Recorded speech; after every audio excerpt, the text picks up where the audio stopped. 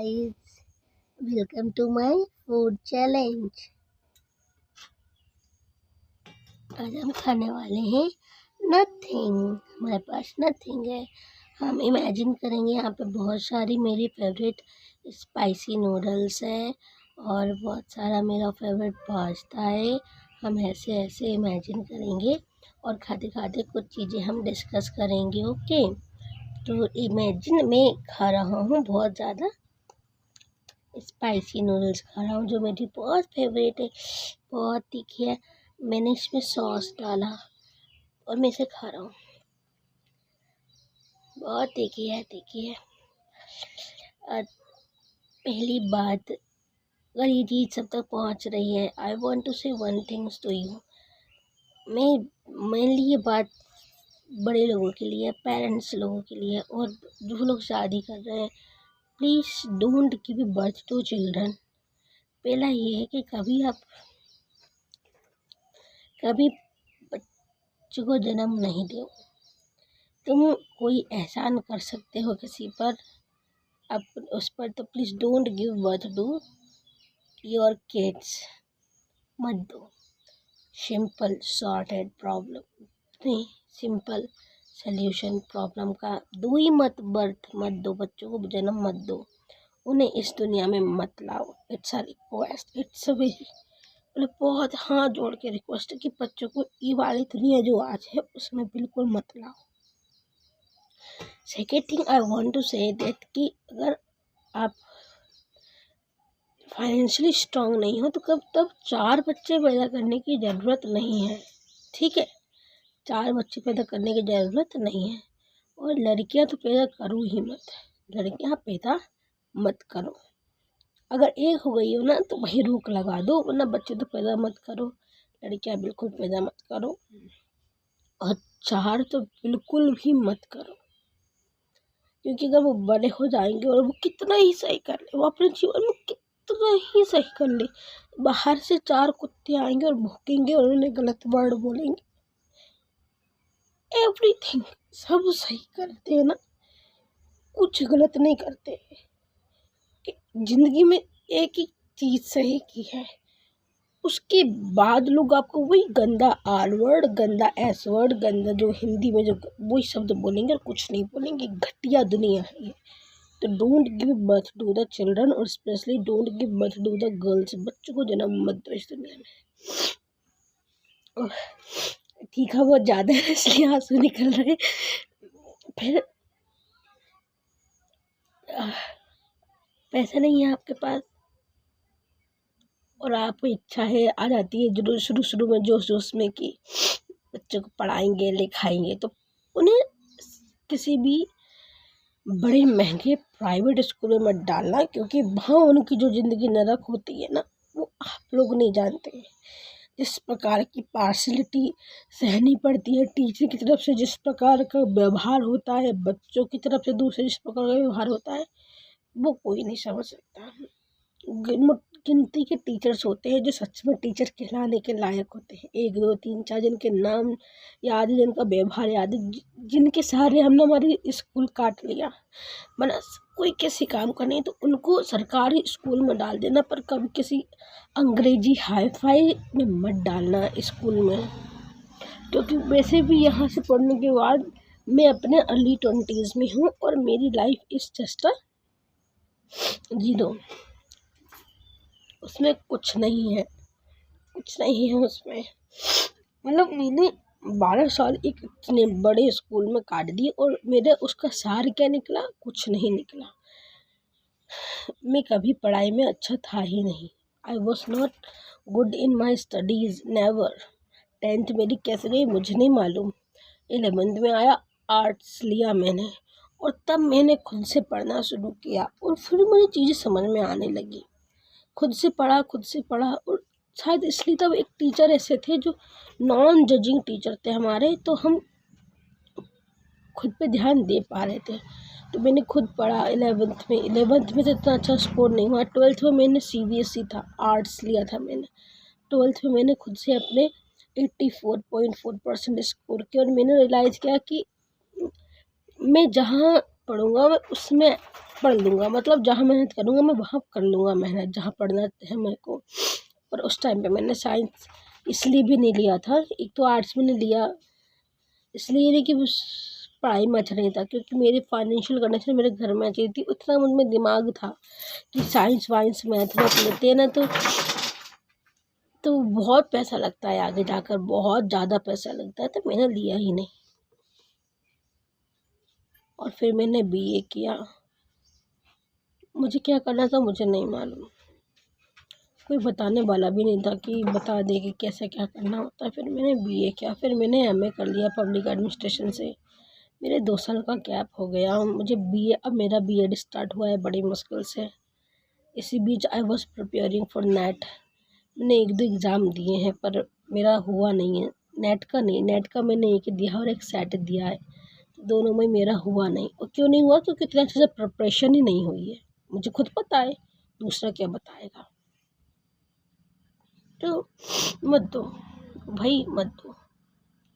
Financially we are zero. Today we don't have we have nothing. मतलब मुझे इतनी सारी बातें बोली थी तो सब कुछ मेरे दिमाग में कहीं चला गया, मुझे समझ में नहीं आ रहा मैं क्या बोलूँ। Let's focus on food challenge.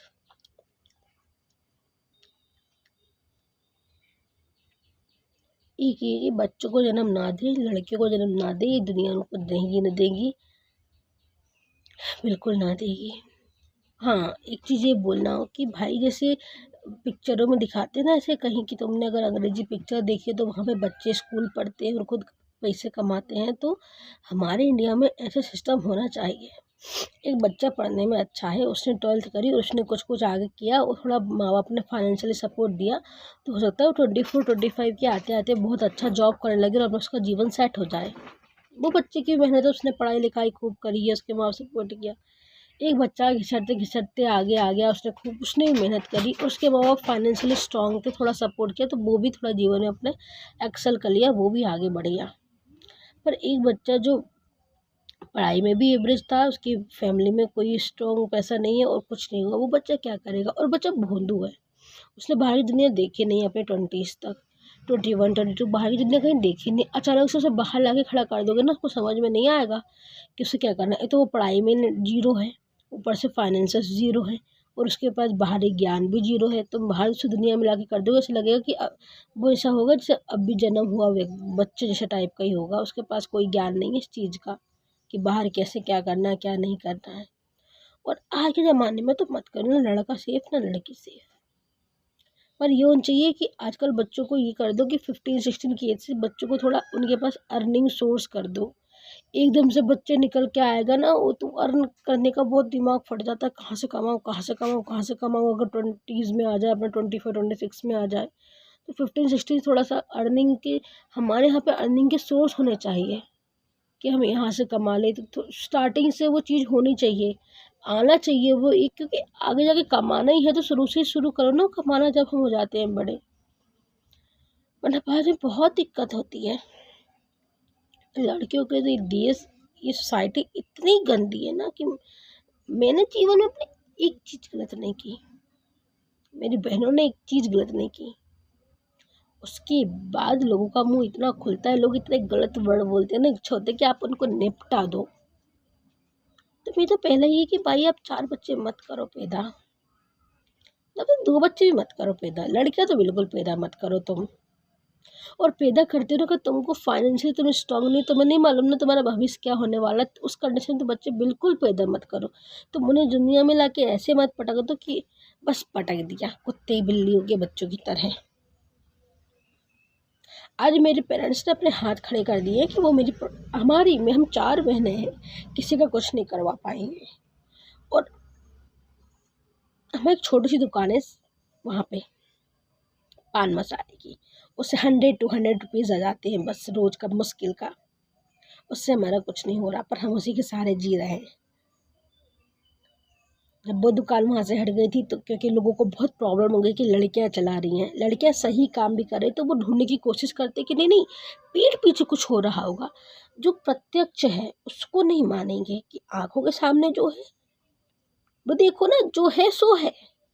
वो पीठ पीछे कुछ होगा, बैकड्रॉप में क्या है वो ढूंढने की कोशिश करते हैं और कयास लगाते हैं और गंदा सोचते हैं, जो कुछ होता भी नहीं है। बस वो उनके दिमाग की गंदगी होती है, उनकी परवरिश की गंदगी होती है। फिर उसके बाद मैंने फुलके की दुकान लगाई, 6 मंथ लगाई, उसमें लॉस हुआ। इतनी गलत जगह लगाई थी ना, हमारे माँ बाप एक दिन देखने नहीं आए। पापा स्टार्टिंग में धक्का दे के दिलवाते, ठेला लेके जाते थे, तब इतना सुनाते थे, बाद में हम ही ले जाने लगे थे। लॉस हुआ, इसलिए वो उसे बंद करना पड़ा। फिर मैंने एक स्कूल ज्वाइन कर लिया और स्कूल में मैंने पढ़ाया, वहाँ पे मेरा कुछ अच्छा एक्सपीरियंस नहीं रहा, और जहाँ मैंने पढ़ाया वहाँ पे ठीक है, ऐसा नहीं बोलूँगा, वहाँ के ठीक थे लोग बाग, ठीक थे, पर फिर भी अच्छा एक्सपीरियंस नहीं रहा। बहुत चीज़ें थी जो मुझे पसंद नहीं थी, और आजकल के बच्चे तो हद से ज़्यादा बेकार हैं। बीएड नहीं था फिर भी मिल गई थी मुझे, पर कुछ कंडीशन से इस फरवरी 2026 में मैंने वो भी छोड़ दिया, मार्च 2 को वो भी ख़त्म। तब से मैं बेरोज़गार बैठा हूँ, मेरे घर में प्रॉब्लम्स की बाढ़ आ गई है, और अभी तो इसी प्रॉब्लम से भी 0 रुपीज़। इस टाइम पे तो मेरे 2 साल बर्बाद हुए हैं पढ़ाई के। बीएड होते तो मैं कुछ ना कुछ कर ही लेता। अब मेरी बुआ, जिन्हें ज़िंदगी में हमें कभी मतलब नहीं था जिनका, पर अब उनको स्पेशली मतलब होने लगा है, पता नहीं क्यों। उन्होंने मेरी 11,000 की फ़ीस दी है। मैंने वही इसे अपनी छोटी सी दुकान से 5,000 रुपीज़ जोड़े थे, उससे मैंने अपनी बहन का एडमिशन करवाया है। हमारे मम्मी पापा ने मना कर दिया देने से। भगवान इतनी मुसीबतें भेज रहा है ना, हमारे पेरेंट्स ने हाथ खड़ा कर दिया कि वो नहीं कर सकते किसी भी प्रकार का। और जिस प्रकार वो ट्रीट करते हैं ना, मैं बाप रे बाप, मतलब ठीक है, अगर ऐसे पेरेंट्स करते तो ना थोड़ा बेटर है, और ऐसे पेरेंट्स को बच्चा नहीं होना बेटर है। चलो तो भाई मत करो, तुम बच्चे पैदा मत करो, बिल्कुल उन पे एहसान करो, उन्हें पैदा मत करो, मत लाओ, इस दुनिया में बहुत गंदी है। इतनी सारी चीज़ें हैं, बहुत चीज़ें हैं, बहुत चीज़ें, मतलब ये थाली देख रहे हो आप, फुल इतनी चीज़ें। मैंने आपको इतनी भी नहीं बताई, इतनी भी एक कोर का भी कुछ नहीं बताया। बस एक स्ट्रॉन्ग मत लाओ बच्चों को इस दुनिया में, एक strong plead, I am pleading, please बच्चों को मत दो जन्म आप, और लड़कियों को तो बिल्कुल मत दो। और जिन्हें दे दिया है ना, उनको स्टार्टिंग से थोड़ा सा इंडिपेंडेंस दो। स्टार्टिंग से उनको बताओ कि भाई कमाना होता है, उन्हें कमाने का मौका दो, उनको पुश करो। उन्हें बहुत सा बच्चा जब 20-25 साल की उम्र में घर से बाहर निकलेगा, उसको समझ में नहीं आएगा कैसे डील करना है, क्या करना है, क्या नहीं करना है। प्लीज़ एक रिक्वेस्ट है मेरी आपसे, प्लीज़ प्लीज़ प्लीज़, बच्चे ही पैदा मत करो, मत करो बच्चे पैदा, शादी मत करो, बच्चे पैदा मत करो, मत करो। आज के लिए बस इतना ही, बहुत तीखा हो गया है। मिलेंगे हम नेक्स्ट फूड चैलेंज पे। बाय।